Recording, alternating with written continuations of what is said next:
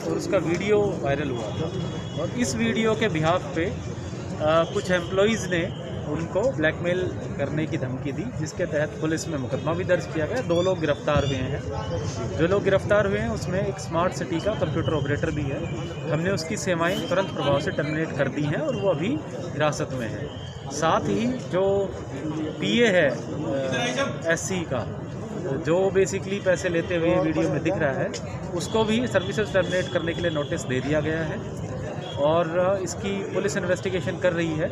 Prima facie ये appear होता है कि कहीं ना कहीं जो सुपरिटेंडिंग इंजीनियर हैं उनका ऑफिस भी इसमें इन्वॉल्व था, तो सरकार को उनके खिलाफ भी कार्रवाई करने के लिए लिखा गया है और एक्सपेक्टेड है कि आज या कल में सरकार की तरफ से इस पे भी फैसला ले लिया। सर अभी क्या फरार चल रहे हैं कुछ ऐसी जो हैं और पीए जो है, पता चला कि अब तक काबू नहीं आया या उनको इन्वेस्टिगेशन के शामिल नहीं किया गया, वो आए नहीं अभी तक, फ़ोन नंबर बंद है उनके? देखिए, उसकी प्रिलिमिनरी इन्वेस्टिगेशन जारी है। जब भी पुलिस जो है इन्वेस्टिगेशन में शामिल कराना चाहेगी वो शामिल होंगे और अगर ज़रूरत पड़ी, अभी जो हमें सूचना है कि वो दफ्तर में नहीं अवेलेबल हैं, कहीं बाहर हैं, फ़ोन भी उनका बंद है, तो अगर ज़रूरत पड़ी तो अगर मुकदमा दर्ज कराने की पुलिस को की प्राइमा फेसी रिपोर्ट में आती है तो प्राइमा फेसी मुकदमा भी दर्ज कराएंगे।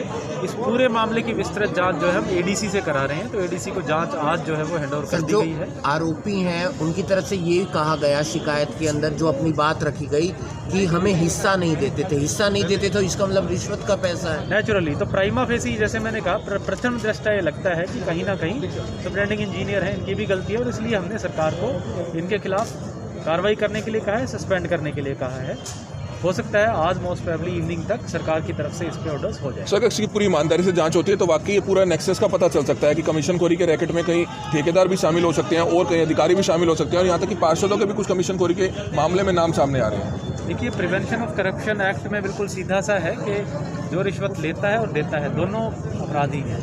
तो इसमें जैसे मैंने कहा कि हम इसकी एडीसी से जांच करा रहे हैं और हम कोशिश करेंगे 1 हफ्ते के अंदर अंदर जांच पूरी हो जाए। जितने भी लोग इसमें संलिप्त हैं उनका नाम सामने आएगा निश्चित रूप से और उनके खिलाफ डिपार्टमेंटल एक्शन तो होगा ही होगा, क्रिमिनल एक्शन भी एफआईआर दर्ज करके किया जाए। 1 तारीख की क्या तैयारियां हैं सर, जो सार्वजनिक स्थलों पर हम बैन लगा रहे हैं? 1 तारीख को लेकर के आज शाम को 5 बजे हमने पंचायत भवन में बैठक बुलाई है। उसमें शहर के जितने भी ढाबा हैं, होटल्स हैं, रेस्टोरेंट्स हैं, उन सभी के एसोसिएशंस को बुलाया गया है, डिपोज़ को बुलाया गया है, सभी सरकारी डिपार्टमेंट्स को बुलाया गया है।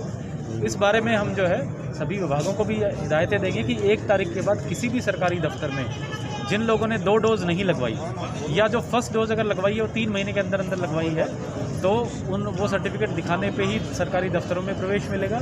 इसी प्रकार से hotel, restaurants, dhaba, cinema, shops, हर जगह इसी की तर्ज पे ही प्रवेश दिया जाएगा। तो आज जो है इस बैठक में विस्तृत चर्चा की। इसके बाद लोगों की भीड़ काफ़ी ज़्यादा बढ़ गई है, वैक्सीन लगवाने वाले लगातार पहुँच रहे हैं। जिले में पिछले 3-4 दिन से काफ़ी अच्छा वैक्सीनेशन हुआ है। लगभग 20,000 के करीब ऑन एन एवरेज रोज़ाना वैक्सीन लग रहे हैं और जिले की जो फर्स्ट वैक्सीनेशन 92% हो चुकी है, यानी जितनी एलिजिबल पॉपुलेशन थी 92% लोगों ने वैक्सीन लगा लिया है। हमारी कोशिश है 2 या 3 तारीख तक 100% के स्तर पे पहुँचे। सेकंड वैक्सीनेशन हमारी पुअर है, अभी भी लगभग 65% के आसपास है। इसको भी बढ़ा के 90 या 100% के आसपास ले जाने की ज़रूरत है। मैं मीडिया के साथियों से भी आग्रह करूंगा कि लोगों में ये चीज़ ज़्यादा से ज़्यादा फैलाए, क्योंकि 1 तारीख के बाद से बिना वैक्सीन लगाए आदमी कोई भी काम नहीं करता। 3 तारीख की क्या तैयारियां? 15 से 18 जो वैक्सीन लगनी है उसकी भी तैयारी कर ली गई है। वैक्सीनेशंस जो है वो अवेलेबल कराई जा रही हैं धीरे धीरे, अलग अलग कैंप्स लगा करके और उनको टारगेट किया जाए। सर ओमिक्रॉन के मामले अगर करनाल में बढ़ते हैं तो किस तरह के पर्याप्त इंतजाम है और किस तरह से अस्पतालों को आप अलर्ट कर रहे हैं? जिस तरह से ऑक्सीजन की किल्लत पिछली बार देखने को मिली थी, हालांकि समय रहते आप द्वारा सभी द्वारा संभाल लिया गया था, अच्छा काम किया गया था। अगर इस तरह के मामले आते हैं तो किस तरह से प्रशासन और स्वास्थ्य विभाग अलर्ट है? एक तो इस बारी जो पिछले बार से जो हमारी ज़्यादा तैयारी है वो ये है कि हमारे सभी CHCs पे प्लांट्स, ऑक्सीजन प्लांट्स चालू हो गए हैं, लागू हो गए हैं। एक ही केस ओमिक्रॉन का आया है, वो भी ठीक हो गया है। तो प्रशासन पूरी तरीके से तो बिल्कुल इस समय आप देख सकते हैं करनाल के उपायुक्त जारी किए हैं। पहली तारीख से कोई भी जो गवर्नमेंट इंस्टीट्यूशन या ऐसी सार्वजनिक स्थान है जहाँ पे दोनों डोजेज वैक्सीन की लगी हो, उसी को वो सर्विसेज भी मिलेंगी और उन्हीं का प्रवेश होगा।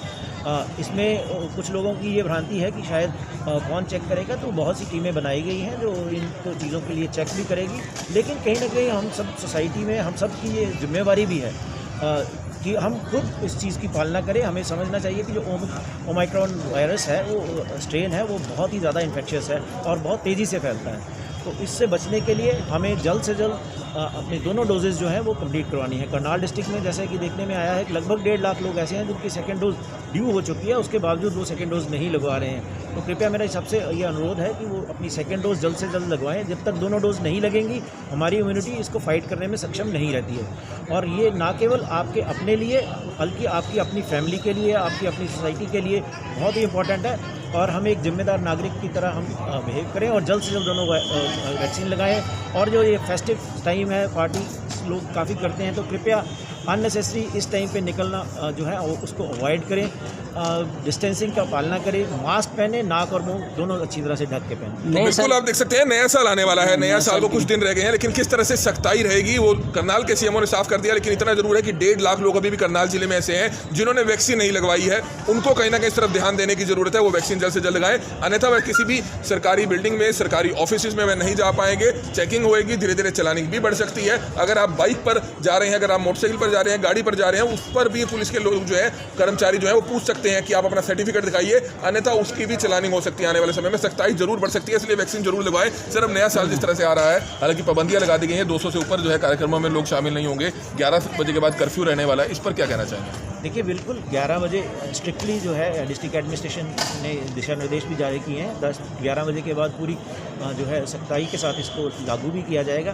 तो फिर मेरा अनुरोध यही रहेगा कि हम ये सेलिब्रेशंस जो है उसको थोड़ा अभी डिले कर सकते हैं, क्योंकि ये टाइम बिल्कुल ज़्यादा सतर्क रहने का है। अगर हम इस सतर्क नहीं रहे, हम ऑलरेडी सेकेंड वेव का एक भयावह जो माहौल है वो हम देख चुके हैं, और ये वायरस क्योंकि उससे भी ज़्यादा इन्फेक्शियस है, तेज़ी से फैलता है, तो हमें और ज़्यादा सतर्क रहने की। सर, सिम्टम्स क्या हैं, लोगों को कैसे बताया जा सकता है कि उनको ओमिक्रॉन है, या क्या कहेंगे इसमें? नहीं, देखिए, इस सिम्टम्स जो सेम कोविड के पहले हैं रहते हैं, खांसी, जुकाम, बुखार, जो नज़ला, ये वही सिम्टम्स हैं, बॉडी एक्स हैं।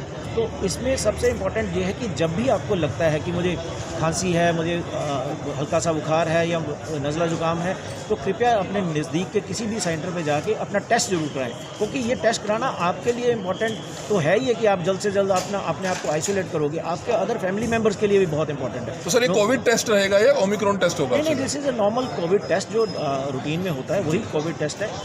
ओमिक्रॉन की आगे वो तो जीनोमिक सीक्वेंसिंग है। अगर हम रेगुलरली जो कुछ सैंपल्स जो है वो रेगुलरली दिल्ली में जीनोमिक सीक्वेंसिंग के लिए भेजते हैं, तो हमें बेसिकली इस बात की तरफ ध्यान नहीं देना कि ओमिक्रॉन है या कुछ और है, लेकिन ये मान के चलना है कि कोई भी वायरस जो है वो आज की डेट में ओमिक्रॉन हो सकता है। तो इसलिए सारे प्रिकॉशन उसी तरह से लेने हैं, और जैसे हम पहले लेते रहे हैं, पूरे कोविड प्रोटोकॉल्स को पालना करें। लेकिन जो अगर विदेश से कोई आता है, अगर वो अपने परिवार के संपर्क में है, तो उसका तो आप जो टेस्ट लेंगे, अगर वो पॉजिटिव आता है तो उसका आप आगे भेजेंगे ताकि ओमिक्रॉन की पुष्टि होती है नहीं होती, उस हिसाब से आगे ट्रीटमेंट किया जाए और परिवार के अन्य सदस्यों के भी सैंपल लिए जाए। डेफिनेटली, जो जितने भी लगभग 1700 लोग जो हैं पिछले 3 हफ्ते में करनाल के अंदर आए हैं, हमारी स्वास्थ्य विभाग की टीम उनके साथ रेगुलर संपर्क में है।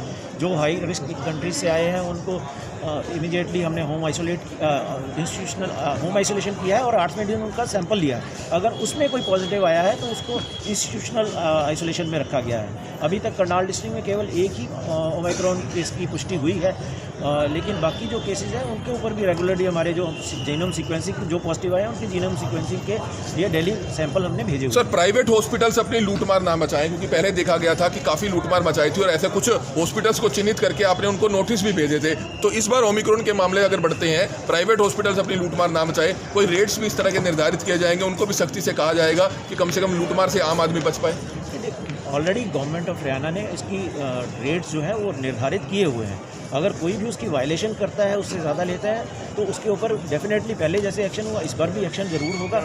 लेकिन मैं ये मान के चलता हूँ कि अब क्योंकि इतने स्ट्रिक्ट इंस्ट्रक्शंस हैं तो वायलेशंस नहीं होनी चाहिए, लेकिन फिर भी IMA के साथ रेगुलरली मीटिंग्स हम दोबारा से एक को रीइंफोर्स करेंगे कि कोई भी इस तरह के रेट्स की जहाँ तक है किसी को अननेसेसरी रेट्स जो है वो ज़्यादा नहीं लगेंगे। सर, करनाल का जो आंकड़ा है, आपने बताया कि सेकंड डोज अभी 1.5 लाख लोगों ने नहीं लगवाई है, क्या बिल्कुल सही आंकड़ा है ये? और इस पर लोगों से क्या दोबारा से अपील करेंगे ताकि जो 1.5 लाख लोग हैं जिन्होंने वैक्सीन नहीं लगवाई है ज़्यादा से ज़्यादा बाहर आएँ और वैक्सीन जरूर लगवाएं? और कितने सेंटर बनाए, कहाँ बनाए गए, ये बता दें। जो हमने डेली हमारे कोविन ऐप है उसके ऊपर हमारी ड्यू डेट निकलती रहती है कि कितने लोग जो हमारे अभी भी जिनकी ड्यू हो चुकी है सेकेंड डोज, तो लगभग 1.5 लाख से ऊपर 1.25 लाख के आसपास हैं जो लोग जिनकी सेकेंड डोज ड्यू हो चुकी है। तो वो कहीं ना कहीं डिले कर रहे हैं। लोगों को लगता है कि कोविड ख़त्म हो चुका है, लेकिन को मैं फिर कहना चाहूँगा कि अपने लिए, अपनी फैमिली के लिए जल्द से जल्द सेकेंड डोज लगवाएं, क्योंकि जब तक दोनों डोज नहीं लगेंगी आपकी इम्यूनिटी प्रॉपर नहीं होगी। और जहाँ तक लगने की बात है, हमारे लगभग 150 से ज़्यादा सेंटर्स हमारे पूरे डिस्ट्रिक्ट में बनते हैं। डेली उसकी लिस्ट हम पब्लिश करते हैं। ऑल PSC, CSC, इवन सब सेंटर्स लेवल तक जो है ये इसके सेंटर्स बने हुए हैं। इवन हमने इस पर अब मोबाइल वैन्स भी भेजनी शुरू कर रखी हैं। हमारी टीम्स घर घर जाके, गांव में भी जाके इसके लिए इम्यूनाइजेशन कर रही है। तो मेरी एक रिक्वेस्ट रहेगी कि कोविड प्रोटोकॉल्स रखें और दोनों डोज जल्द से जल्द लगवाएं। तो बिल्कुल ही आप देख रहे थे करनाल